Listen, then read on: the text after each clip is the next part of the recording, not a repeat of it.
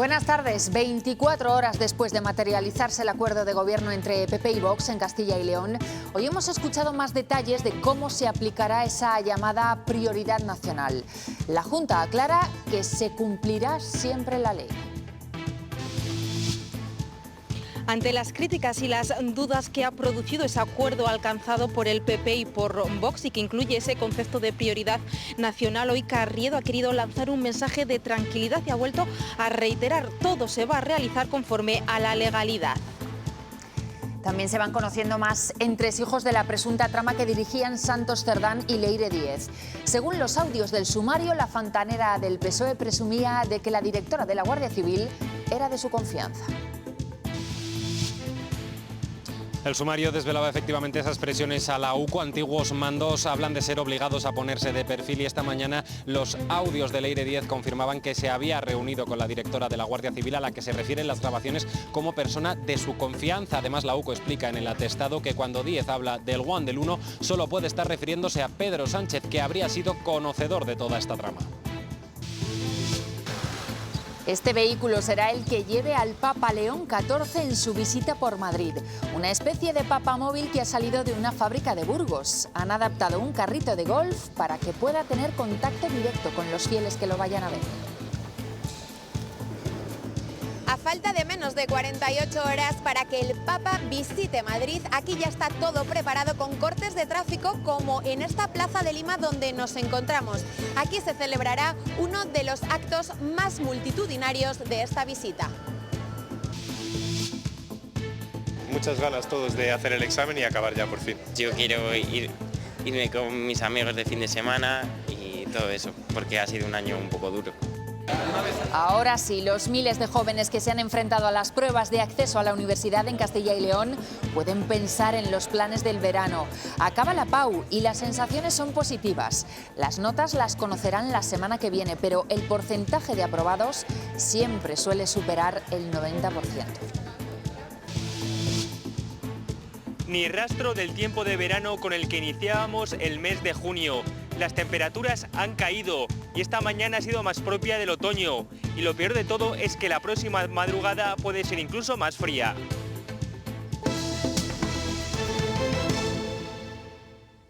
Un día después de que se formalizara el pacto de gobierno entre PP y Vox en Castilla y León, la Junta ha despejado algunas dudas que estaban en el aire sobre cómo se aplicará la prioridad nacional, los casos de ayuda humanitaria o las subvenciones a las ONGs. El Ejecutivo Autonómico insiste en que siempre se hará conforme a la ley y estudiando caso por caso. Han sido muchas las críticas, pero también las dudas que han surgido sobre algunas de las medidas que se van a llevar a cabo, sobre todo aquellas vinculadas a ese concepto de prioridad nacional. Por eso hoy Carriedo ha querido lanzar un mensaje de tranquilidad. Ha asegurado que este gobierno es para todos y que no va a excluir a ningún ciudadano y ha vuelto a reiterar: todo lo que se vaya a realizar va a ser conforme a la ley. Cualquier convocatoria de ayudas pues tiene sus informes jurídicos correspondientes. Esta garantía del informe jurídico por parte de los letrados de cada uno de los departamentos es lo que va a dar la garantía del cumplimiento de la ley, la salvaguarda de estos principios de legalidad que queremos seguir protegiendo y que establecemos el cauce y el mecanismo para que se hagan efectivos. También hoy hemos escuchado las primeras valoraciones del que volverá a ser el presidente de la Junta de Castilla y León. Fernández Mañueco ha establecido las que dice que serán sus prioridades de cara a la legislatura y pasan por políticas de vivienda, bajada de impuestos y mejora de los servicios públicos. Firmado y presentado el pacto entre PP y Vox, Fernández Mañueco, futuro presidente de Castilla y León por tercera legislatura consecutiva, tiene claras sus prioridades para este mandato. La vivienda, razón por la que este área tendrá rango de vicepresidencia. Construir más, dar facilidades fiscales a los jóvenes y no jóvenes que quieran comprar. Sin olvidar la mejora de los servicios públicos y una política económica que apueste por el crecimiento. Vamos a bajar el impuesto de la renta, vamos a seguir bajando el impuesto de sucesiones y donaciones, impuesto cero en el mundo rural. Sobre la prioridad nacional, Mañueco recuerda que estará vinculada al arraigo verificable a la hora de conceder ayudas sociales, excluyendo a las personas que residan de manera ilegal. Una tierra que abre las puertas a todos aquellos que quieren venir a trabajar. Además, el pacto recoge que para poder acceder a las viviendas protegidas, el solicitante deberá llevar empadronado en Castilla y León y España 10 años en el caso de compra y 5 para alquilar. Has estado condenado por ser ocupa, parece razonable que no te beneficies. Dejando claro que todo estará sometido al imperio de la ley. También el reparto de menores migrantes no acompañados. Mañueco insiste en que la comunidad ha superado el límite de acogida. La política de Sánchez es una política de barullo. Lo que queremos es que se hagan bien las cosas. Y aclara, solo se eliminarán las subvenciones a las ONGs que favorezcan la inmigración ilegal o la trata. Otro de los puntos de ese acuerdo de gobierno firmado por el Partido Popular y Vox es que se garantiza que van a presentar y aprobar los presupuestos para los próximos 4 años. Precisamente hoy Carriedo ha puesto en duda, ha cuestionado los planes presupuestarios de Pedro Sánchez. Ya saben que ha anunciado que va a presentar esos presupuestos para 2027. Dice que eso lo ha reiterado en numerosas ocasiones en años anteriores y que nunca lo ha cumplido. Es difícil valorar porque haría una valoración que hice en el año 2022, 2023, 2024, 2025 y 2026, donde anunciaron lo mismo. A nosotros, lógicamente, no nos tiene que influir para nada. Nosotros hemos sido capaces, y lo hemos demostrado, de presentar y aprobar presupuestos. Bueno, pues de momento mañana se publicará en el Boletín Oficial del Estado la orden de elaboración de los presupuestos generales. Serán unas cuentas sociales. Según dice el ministro de Hacienda, la vivienda tendrá un peso prioritario, tanto que asegura se destinará el mayor despliegue de recursos públicos de la historia de la democracia. Esas cuentas estarán enfocadas también a reducir el déficit y la deuda pública. Deberán presentarse, en todo caso, ante el Congreso y el Senado antes del 1 de octubre. Desde el PSOE de Castilla y León insisten en que les preocupa la deriva que pueda tener el pacto entre PP y Vox. Dicen que es una rendición a las políticas más reaccionarias de los de Abascal y que irán a los tribunales si sospechan que se vulnera la Constitución. El alcalde de León va más allá y asegura que los extremos se acabarían con un gran pacto entre las principales fuerzas. Cede el timón ideológico, cede competencias en una vicepresidencia, pero es que además respecto a sus propias consejerías, en teoría, también cede a Vox la capacidad de influir. Vamos a combatir este acuerdo desde el punto de vista político y, cuando sea necesario, desde el punto de vista legal. Yo creo que hay que ir demostrando mucha más madurez democrática en este país y pensar que todos empecemos a pensar que tanto el Partido Popular como el Partido Socialista pues tienen capacidad de llegar a acuerdos que en el fondo representan a la inmensa mayoría de los ciudadanos, ¿no? Por lo tanto, que se vayan hacia los extremos, pues a mí personalmente tampoco es que sean de un gran agrado. Y más reacciones al pacto entre PP y Vox. Las organizaciones agrarias ven con buenos ojos que la Consejería de Agricultura, que será de Vox, tenga también competencias medioambientales. Desde Empresa Familiar esperan seguir trabajando de forma conjunta con el Ejecutivo. Más críticos se muestran en UGT. Aseguran que ese acuerdo supondrá un retroceso para nuestra comunidad y dicen que irán a los tribunales de nuevo para denunciar el recorte en las subvenciones. La Consejería de Agricultura ha asumido competencias de medio ambiente. Es mejor que sea un solo consejero o consejera aquel que sea el titular de dicha cartera para que le dé soluciones a todos los problemas. Que la primera medida a aprobar por este nuevo Ejecutivo sea un plan estratégico de apoyo al sector cerealista, el sector que más lo está necesitando ahora mismo, con ayudas directas y las normas que sean necesarias para salvar la próxima sementera. Queremos crear un equipo de trabajo con la Junta. Vamos a ver cómo nos recibe el nuevo gobierno. Pensamos que bien, porque hemos tenido la puerta abierta siempre. Constituye una involución. Es un regreso al pasado. Regresamos a 2022, a una fórmula de gobierno que ya fracasó, que no funcionó. Mi siguiente conversación va a ser con la directora de la Guardia Civil. No, yo con eso no quiero. La mía, es de mi confianza. Acaban de escuchar hablar a la conocida como fontanera del PSOE de esa confianza que decía tener con la directora de la Guardia Civil. Es uno de los audios que se han desvelado del sumario que estudia la presunta trama en el PSOE. En otras conversaciones, la misma Leire Díez se refiere al número uno, y parece evidente que sería Pedro Sánchez. Según se van conociendo los detalles de ese sumario, siguen llegando también las reacciones políticas. Desde el Partido Popular piden la dimisión de la directora de la Guardia Civil, también la de Fernando Grande Marlaska y la de Pedro Sánchez. Hablan de delincuencia de Estado y por ello insisten en que es el momento de unas elecciones anticipadas y no descartan todavía presentar una moción de censura. A las 5, ¿no? Los documentos anexos al sumario evidencian cómo se refería Leire Díez a la directora de la Guardia Civil, Mercedes González, como en la grabación de una conversación entre la exmilitante del PSOE y un exagente de la UCO investigado en la causa. Mi siguiente conversación va a ser con la directora de la Guardia Civil. No, yo con eso no quiero. La mía, es de mi confianza. El sumario apunta a que Leire Díez se reunió al menos 3 veces con la directora de la Guardia Civil para proceder contra agentes de la UCO que investigaban la corrupción del PSOE y miembros del gobierno. Los documentos también apuntan a que la conocida como la fontanera socialista también tenía contacto con la Fiscalía General del Estado y que contactó con implicados en otros casos para intercambiar información, como los acusados en la Kitchen, el comisario Villarejo y el exsecretario de Estado de Seguridad, Francisco Martínez. A este último le reconoció: Obviamente, la intención de todo esto es limpiar. También maniobró para literalmente exterminar socialmente a la jueza Mercedes Alaya, la que instruyó el caso de los ERES de Andalucía. Hablaba así con un policía sevillano. ¿Qué podemos destapar de ella? O sea, yo necesito 4 cosas que me permitan 2 impactos. Y apuntaba al conocimiento de Ferraz. Cuando hoy he llamado para decir quiero hacer esto, me han dicho que adelante. La UCO ha pedido hoy al juez que requiera los movimientos bancarios del PSOE y del PSC de 2024 y 2025.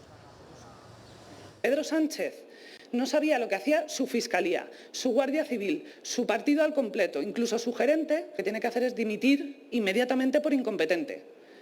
Y si lo sabía, que es lo más probable, lo que dice el sentido común, lo que tiene que hacer es dimitir porque es un delincuente. Tienen que irse todos, empezando por la directora de la Guardia Civil y terminando por el presidente del Gobierno, pasando por el ministro del Interior. Aquellos que nos avergüencen, aquellos que, utilizando nuestras siglas, han tenido representación pública y no merecieron jamás tenerla, que contra ellos se han actuado al margen de la ley sea absolutamente dura. Una vez que todo esto se quede demostrado, se actuará con toda la contundencia. La directora de la Guardia Civil no ha tenido ninguna reunión con ninguna persona, la que ha indicado Leire o cualquier otra, en términos de ningún tipo. Bueno, y eso último que han escuchado era hace una semana. El ministro del Interior negaba que la directora de la Guardia Civil se hubiera reunido con Leire Díez. Hoy, después de escuchar esos audios de la fontanera, el Gobierno rectifica y admiten que sí que hubo 2 encuentros. Eso dicen fuentes de la cadena SER. El propio Grande Marlaska también hoy, de hecho, ha rebajado la contundencia y lo que dice es que no le constan comportamientos ilegales. Que no he conocido, se las hubiera conocido, no las hubiera tolerado, y a mí lo que me consta de la directora de la Guardia Civil es absolutamente su actuación ejemplar en todo momento y su plena honestidad. Y hoy hemos escuchado también declarar al hermano del presidente del Gobierno en el juicio en el que está acusado de quedarse con una plaza en la Diputación de Badajoz de manera irregular. Dice David Sánchez que él no influyó en nada para que contratasen en ese mismo órgano a un hombre que fue asesor en Moncloa. Era el momento más esperado desde que comenzó la vista, pero la declaración de David Sánchez tan solo ha durado 10 minutos. Voy a contestar a las preguntas de mi letrado. Ha desmentido que interviniese en la creación de su puesto, intentando justificar además por qué no supo explicar dónde estaba ubicada la Oficina de Artes Escénicas. Precisamente porque no era entendido como una oficina con ventanilla o un edificio físico. Asegura que él no influyó en la contratación de Luis Carrero, el ex asesor de Moncloa y amigo del acusado, negando incluso que le asignaran a Carrero esa plaza con el fin de que le hicieran el trabajo. Mi actividad requiere de una formación técnica. Luis tiene efectivamente, es una persona muy talentosa, pero no puede hacer mi trabajo. El expresidente de la Diputación también se ha limitado a contestar a su letrado. Gallardo ha descartado que hubiera irregularidades en la contratación de Sánchez, alegando que la creación de dicho puesto era una necesidad. Alguien de mi gabinete me comentó que entre los aspirantes estaba el hermano del exsecretario general del Partido Socialista y dije que gane el mejor. Incidiendo que en el momento de la adjudicación de la plaza, es decir, en el año 2016, no tenía relación con Pedro Sánchez. Primero aclaro que no era presidente de gobierno, ni siquiera en aquella época yo era consciente de que tuviera hermanos. También ha querido dejar claro que su relación con David Sánchez ha sido muy escasa durante su etapa en la institución. José María Aznar dice estar preocupado por el deterioro institucional que se lleva produciendo en los últimos años y por la crisis actual en la que está sumido el Gobierno de España. Apela a los ciudadanos para que contribuyan a un cambio político a través de las urnas. Van a ser las elecciones más trascendentales en España. Vamos a poner desde el comienzo de la transición. Si la coalición actual de gobierno gana no, puede volver a formar gobierno, esa coalición hará que el sistema constitucional que hemos conocido hasta ahora se termine. Y en medio también del escándalo del caso Zapatero, Sumar ha registrado una propuesta en el Congreso para que se aumente a 10 años el tiempo en el que los expresidentes del Gobierno no puedan trabajar en empresas privadas. Ahora solo hay una ley que establece derechos para ellos cuando dejan el cargo, pero que no recoge limitaciones a su actividad posterior. Apenas 4 artículos y 3 disposiciones regulan la vida de los expresidentes del Gobierno. Si bien tenemos un régimen que regula mucho las prerrogativas, no dice nada de posibles conflictos de interés o no dice nada de incompatibilidades. El estatuto no establece que tengan un sueldo de por vida, pero sí una dotación económica de unos 75.000 euros al año para sus gastos de oficina y representación. Sí hay un control administrativo, pero en ningún caso se exige a los expresidentes que detallen qué actividades están llevando a cabo durante cada ejercicio. Sí que tienen derecho a una pensión de 2 años cuando dejan el poder. Mariano Rajoy ha sido el único que ha renunciado a ella para volver al registro de la propiedad. Los demás han formado parte de consejos de administración, fundaciones o han trabajado como asesores o intermediarios como José Luis Rodríguez Zapatero. La ley no limita su actividad privada y tampoco las funciones de representación que pueda encargarles el gobierno de turno. Puede condicionar de alguna manera el cómo está llevando a cabo la política actual determinados intereses, tanto a nivel interno como en el exterior. Desde 2004 los expresidentes pueden ser consejeros vitalicios del Consejo de Estado. José María Aznar lo fue durante 1 año y José Luis Rodríguez Zapatero durante 3. Ambos lo abandonaron para dedicarse a la actividad privada. Lo que hasta hace apenas unas horas era un hervidero de nervios y de ilusión ya se ha transformado en el espacio que ven. Vuelve la tranquilidad a los campus que han acogido los exámenes de acceso a la universidad estos últimos 3 días. Ya han terminado las pruebas de acceso a la universidad, a las que se han presentado más de 11.500 estudiantes de toda Castilla y León. En esta tercera y última jornada se enfrentaban a los exámenes de matemáticas, latín, dibujo artístico y análisis musical en función del bachillerato que hubiese cursado cada alumno.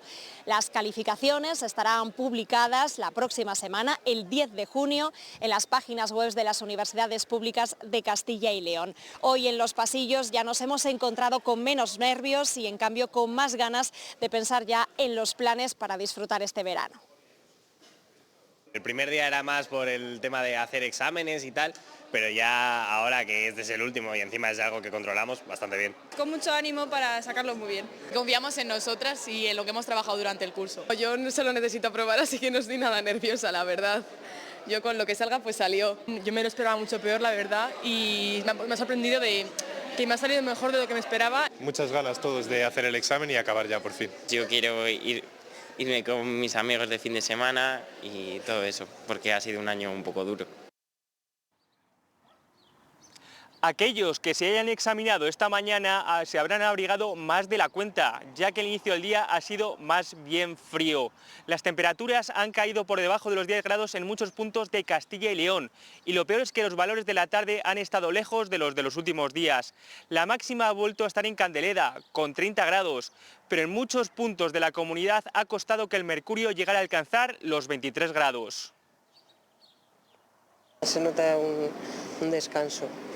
Lo que pasa que bueno, la gente que tiene problemas de huesos y estas historias, pues claro, estos cambios tan bruscos. Hay quien le gusta mucho más la temperatura que tenemos que la otra que había. Todo más fresquito, andar mejor por la calle. Para la fruta y para los pimientos y los tomates, estas bajadas les vienen muy mal. Pues buena, porque solemos llover y nevar, incluso. Y después de la bajada en los termómetros de hoy, lo que queremos saber es si es un episodio de solo un día o si se mantienen las temperaturas suaves. Sergio Hernández. Nos va a durar hasta mañana, María. A partir de ese momento volveremos a notar cómo va ganando terreno poquito a poco el calor. Unas temperaturas altas que teníamos hace precisamente una semana, con esos valores superiores a los 34-35 grados en toda la comunidad, que contrasta claramente con la situación de hoy, donde ninguna capital de provincia ha conseguido superar los 24 grados. Y para esta noche, esta próxima madrugada va a ser también más fresca. Fíjense cómo vamos a estar, por lo general, en todo el territorio, por debajo de los 10 grados, incluso podíamos tener algunas heladas muy débiles en zonas de montaña. Y estamos ya a principios de junio, toca recapitular lo que fue el mes de mayo en cuanto a temperaturas y a precipitaciones. Fue un mes más cálido de lo normal, que es la tendencia que venimos teniendo ya durante los últimos años, pero en cambio, salvo en zonas de Ávila y de Segovia, donde fue un mes más seco, en el resto de la comunidad fue un mes bastante más húmedo de lo normal. Ya está todo preparado en el aeropuerto Adolfo Suárez de Madrid ante la inminente llegada del Papa León XIV. La Guardia Civil ha puesto en marcha un complejo dispositivo con el que van a intentar compatibilizar la seguridad de la visita con el tránsito habitual del aeropuerto. Lo componen más de 300 agentes. Cualquier ciudadano que vaya a tomar un vuelo los días de afectación de la visita de su santidad no van a notar nada. Cuando el avión está tomando tierra, donde ya unidades de Guardia Civil se aproximarán directamente a la aeronave y realizarán su escolta. Y ahí entramos en la fase más crítica del dispositivo y donde tenemos que estar 100% atentos a cualquier eventualidad. Ya no queda nada para que veamos esa visita histórica. El sábado el Papa aterriza en España y Madrid se ha preparado y se ha blindado para la ocasión. Alba Villalba. La visita del Papa está generando máxima expectación. En Madrid ya está todo prácticamente listo, un amplio despliegue policial y de seguridad, pero también varios cortes de tráfico, como el de esta plaza en la que nos encontramos, la Plaza de Lima. También a partir de esta madrugada, la Plaza de Cibeles será totalmente cerrada al tráfico. Serán dos de los actos más multitudinarios de esta visita del Papa. Creo que va a ser toda ella una visita espectacular, que nos convoca a todos. De los lugares que visite el Papa, es decir, los lugares que visita el Papa generarán un atractivo adicional que la gente decidirá visitar en el futuro. Y esa visita del Papa tendrá un sello burgalés. En su encuentro diocesano del lunes en el Estadio Santiago Bernabéu, León XIV se desplazará en un vehículo adaptado por una empresa de carritos de golf ubicada en Burgos. De allí ha salido esta mañana su encargo más especial, que ya está en Madrid. El encargo llegó hace un mes a través de un contacto de esta empresa de carritos para golf, jardinería y hoteles. Lo acogimos como un gran premio, ¿vale? que nuestra empresa pueda llevar al Santo Padre. Un premio que venía con instrucciones. Tenía que ser de un color blanco, con unas pegatinas que nos enviaron también con el logo. Eso en la estética, porque lo esencial era que este papamóvil fuera seguro y confortable, y así se ha adaptado en Burgos uno de los vehículos del proveedor estadounidense Edgo. Hemos quitado lo que es la cesta, que esto es típico de golf, lo hemos deshecho, hemos visto la altura que tenía, muy importante para que la altura del peldaño no le resulte incómoda, y sobre esa base hemos cogido y hemos empezado a trabajar. Sobre el chasis se ha montado esta estructura de tubos de acero, con suelo antideslizante por si llueve y un respaldo como los asientos de cuero beige. Si hay un frenazo brusco, que se pueda sentir cómodo. Aunque 24 km por hora es la velocidad máxima de este vehículo eléctrico con freno electromagnético. Y todo para que el lunes 8 de junio el Papa León XIV se suba en esta plataforma y desde ella salude a los asistentes a ese encuentro en el Estadio Santiago Bernabéu en un recorrido de entre 800 y 1000 metros. Y después de ese encuentro, el vehículo regresará a Burgos y de momento no se comercializará. Es un honor el poderlo guardar en nuestras instalaciones. Porque esta empresa, que factura 20 millones de euros al año, tiene 60 empleados en España y Portugal y sede central en Burgos, puede presumir ya de tener entre sus clientes al jefe supremo de la Iglesia Católica. Fuera de nuestro país, Trump afirma que el acuerdo entre Estados Unidos e Irán podría llegar este mismo fin de semana. Y pendiente del contexto internacional sigue nuestro bolsillo, sobre todo para los que van a llenar el depósito. Esta semana se han encontrado con buenas noticias. La gasolina rompe su tendencia al alza y el diésel se desploma. En apenas una semana ha descendido casi un 2% y cae a niveles de marzo. Ya está en casa uno de los 2 pacientes que dieron positivo en antivirus. No presenta síntomas y ha sido dado de alta, al contrario que el segundo de los ingresados en el Gómez Ulla de Madrid, que sigue en el hospital con fiebre baja. Podrá terminar la cuarentena en su domicilio cuando sume 3 días sin síntomas y tenga 2 pruebas PCR negativas. Estas son imágenes de una escombrera ilegal situada en un barrio de Burgos. En apenas una semana se han producido 2 incendios allí que han obligado a actuar a los bomberos. Lo más peligroso es dónde está situada, cerca de una antigua nave de asfaltos y de una parcela de cereal. Los vecinos están preocupados porque allí, dicen, se acumulan restos de obra, mobiliario, ropa o montones de libros. Y aquí hasta que no les cogen y les sancionan fuerte no hay forma. No sé, alguna medida hay que tomar y el ayuntamiento tendrá que dotar de más de vigilancia, de más cosas, a ver qué solución tenemos. En la localidad leonesa de Astorga esta mañana ha sido detenido un hombre acusado de atropellar a otro individuo y darse a la fuga. Los hechos ocurrieron a primera hora de esta mañana cuando un varón de 70 años era atropellado y quedaba tendido en el suelo. Era atendido en el lugar y posteriormente trasladado a este centro asistencial de León, donde ahora permanece. No se ha facilitado su estado. Mientras tanto, la policía ha llevado a cabo las pesquisas necesarias para, horas después del atropello, detener al supuesto conductor. Ahora mismo se están investigando las causas de ese atropello. No constan ni denuncias previas ni ningún tipo de altercado anterior entre la víctima y el detenido. Y nueva operación relacionada con el robo de cobre en Castilla y León. En la provincia de Palencia han identificado a los miembros de una banda criminal especializada en esas actuaciones. La operación Panel se inició en 2025 tras la denuncia presentada por un trabajador de la instalación fotovoltaica de donde se habían robado diversos materiales por un valor de 390.000 euros. Según ha informado hoy la Comandancia de Palencia, los sospechosos accedieron a la planta en 4 ocasiones tras romper la valla perimetral. Los agentes comprobaron que los investigados forman parte de un grupo criminal especializado en este tipo de robos. Cada día tomas decisiones muy normales, tan normales como ser cliente de Unicaja. ¿Qué? Hasta 900 euros por hacerte cliente online. Consulta condiciones en unicaja.es. Cambios en Empresa Familiar de Castilla y León, que desde hoy tiene nuevo presidente. El empresario burgalés Andrés Hernando se pone al frente de esta asociación que reúne ya a más de 180 nombres de nuestro tejido económico. La empresa familiar de Castilla y León comienza etapa, nuevos retos y entre ellos algunos que se repiten, por ejemplo su petición para que haya menos burocracia y también para que se tomen medidas que permitan rebajar las cifras actuales de absentismo laboral. Otra de las prioridades va a estar en la retención del talento de nuestra comunidad. Andrés Hernando, burgalés, fundador de Hiperbaric. Me gustan los retos.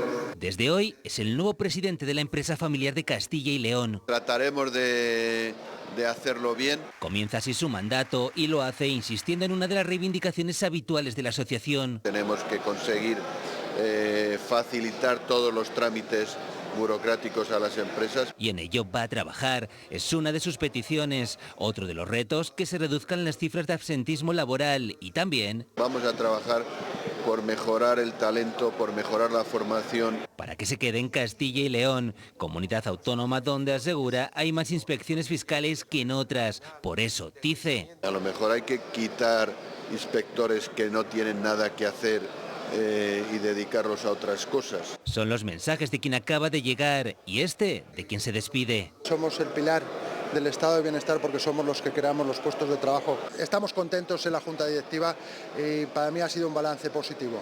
Tras el cambio de presidente, Empresa Familiar de Castilla y León celebra su congreso. Más de 180 empresas forman parte de esta asociación que representa el 14% de nuestro Producto Interior Bruto. En Pascual hemos creado algo que escapa a cualquier definición. Imagina un batido que recuerda a un helado, pero que parece una suave crema con lo mejor de la leche. ¿Lo tienes? Pues tampoco es eso. Solo sabemos que se llama Pascual Lateado y que está buenísimo. Un placer que no se deja definir. Son varias las voces que sitúan el nacimiento de los derechos humanos en Valladolid, en lo que se conoce como la controversia de Valladolid. En el año 1550 se generó un debate en el que el imperio de Carlos I cuestionó la moralidad de sus propias conquistas en América. Es decir, por increíble que parezca, un gobernador paralizó sus políticas para pedir consejo a expertos sobre sus actuaciones. En el interior de estos muros cautivadores tuvo lugar el primer debate sobre los derechos humanos. Entre Bartolomé de las Casas y Juan Ginés de Sepúlveda, Carlos V, primero de España, convoca una junta de teólogos y juristas para debatir sobre la legitimidad de la conquista en América. Fue un punto de inflexión que supuso la suspensión temporal de la conquista. Imagínense ustedes hoy en la actualidad pensar que un gobierno omnipotente de repente diga vamos a hacer una pausa y vamos a pensar, analizar, debatir qué es lo que estamos haciendo, si la guerra es justa y pedirle opinión a expertos en el tema. Este documental recrea este hecho histórico de mediados del siglo XVI. Sermón de Montesinos, que es la primera persona que denuncia en América los abusos que se estaban cometiendo. El Testamento de Isabel la Católica, que es la primera persona que dice que los indígenas americanos también tenían derechos. La figura de Francisco de Vitoria, él es el ideólogo. Y establece un puente con la actualidad. Creo que es un momento en el mundo en el que tenemos que pensar y debatir nuevamente qué significa el otro para nosotros, qué significa una civilización distinta para nosotros. Un discurso de Francisco de Vitoria pronunciado hoy en el Parlamento tendría la misma vigencia. Nos habla de que hay que respetar a los seres humanos por el simple hecho de serlo. Y el debate con fundamento y respeto a la opinión del otro. Y la controversia de Valladolid también tuvo y tiene su banda sonora. Valladolid fue un lugar donde se editaron algunas de las más importantes colecciones de música para vihuela, fue un momento esplendoroso. Hoy en el Teatro Calderón, un concierto planteará su propia controversia musical en lo estético, con dos pilares fundamentales. La música de la época de la controversia, del siglo XVI, y después música contemporánea que mira a ese momento histórico. En el repertorio hay varios estrenos absolutos contemporáneos. La parte central del programa es la obra de García Álvarez, La controversia de Valladolid. En unas campanas del siglo XXI.